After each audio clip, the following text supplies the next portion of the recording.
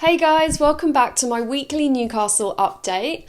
As usual, I'm going to cover everything that's happened over the past week on Tyneside, as well as yesterday's match against Arsenal. We've got to talk about that. I think as the January transfer window approaches and our new owners have settled, I am excited to see new improvements made to our squad, how they're going to fit in with Eddie Howe's style.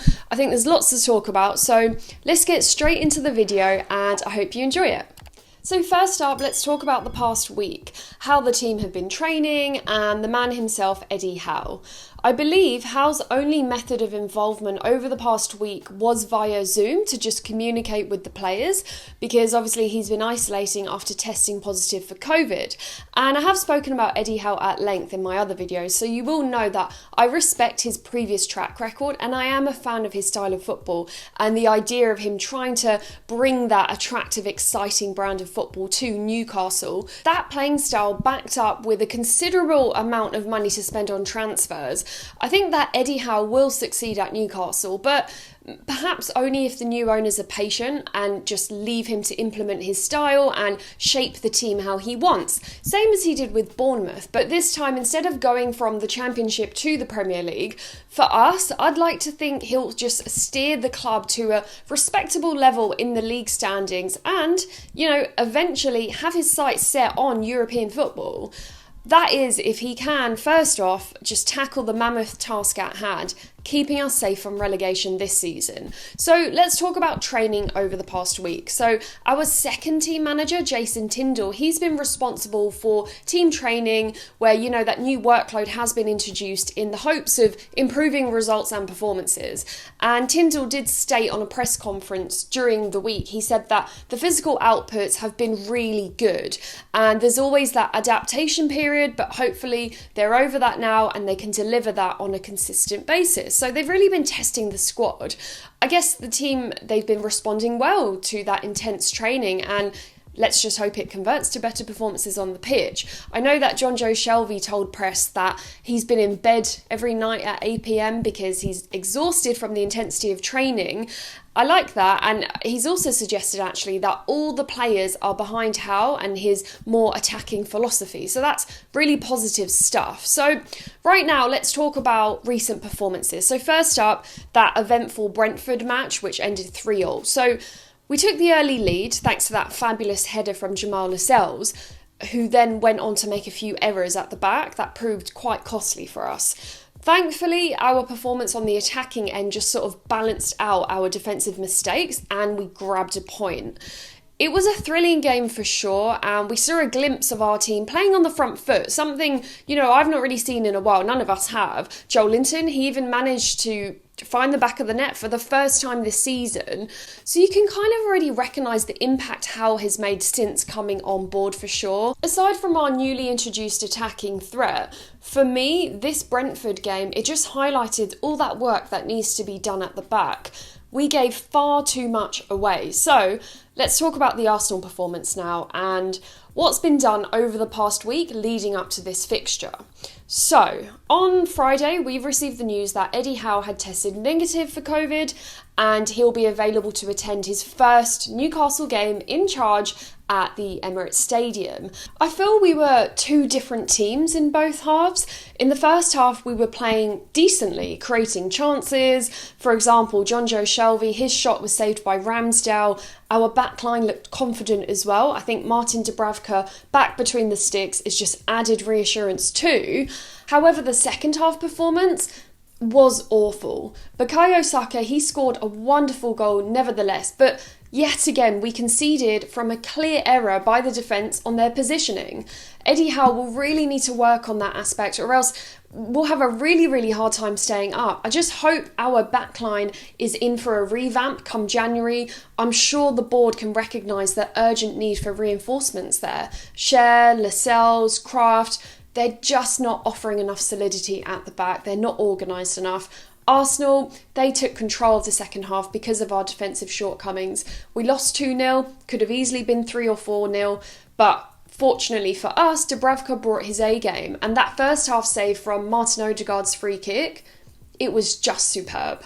So, yet another loss, and our winless streak just continues. 13 games in.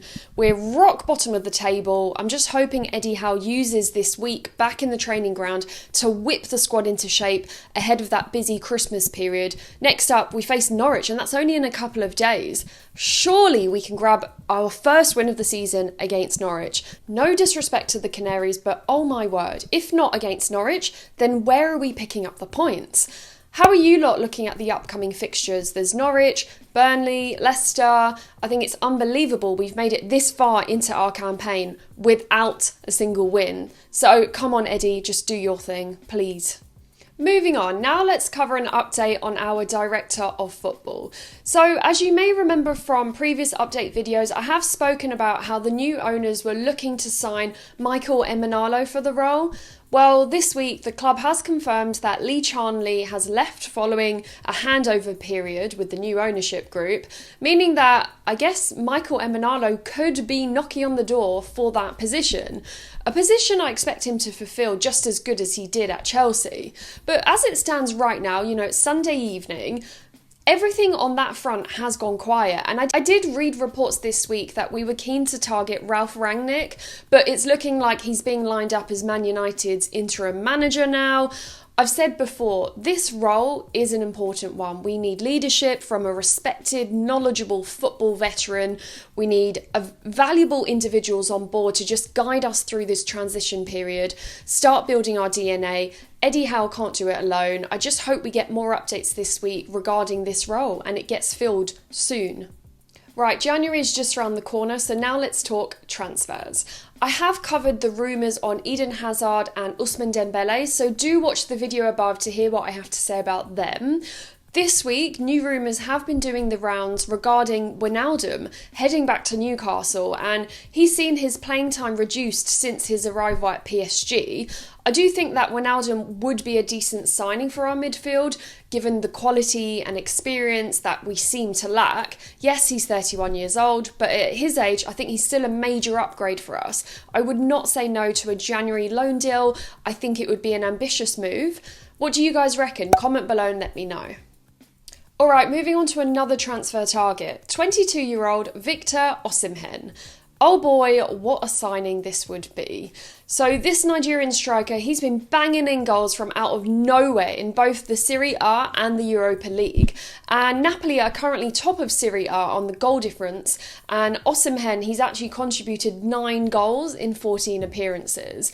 I was reading more into this rumour and I realised actually I shouldn't get too excited. So a couple of things. Firstly, the Chronicle Live reported that his representatives have soon shut down any chance of a potential move, meaning that, it's going to be quite hard to make him move away from Naples this season. Secondly, another huge factor worth mentioning is that he had an awful clash with another player recently during a match against Inter, and he's had serious eye socket surgery. It was on Tuesday, and that's going to keep him off the pitch for at least 3 months. So maybe this move is one to hope for next summer. Lastly, let's talk about Birmingham City youngster George Hall, who, after various world-class performances with England's under-18s, has been on Newcastle's radar, and he's attracted a lot of interest from other Premier League clubs as well, like Leeds, Brighton, and also Southampton. Now, when I first saw this name doing the rounds, I thought, yes, 17 years old, bags of potential. The new owners have said they want to build an English spine to the squad. Perfect, but Birmingham have now just tied him down to a professional contract to keep hold of him, which is a pity for us. He is the kind of homegrown talent to develop in the long run. I guess the guaranteed game time, it was a huge part of his decision.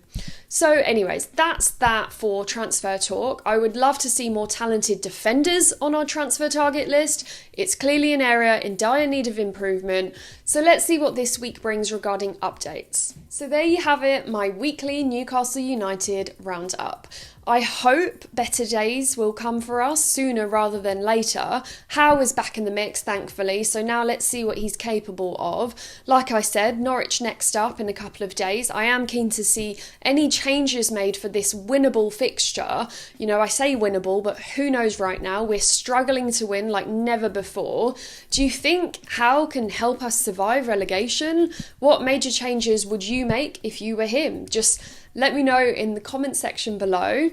Thanks a lot for watching, guys. Do hit the like button if you enjoyed this video. Do subscribe for more Newcastle content. This series is brought to you by kitbag.com, so check out their collections on the link below. I've also left you a discount code. So I will see you guys in the next video, and bye for now.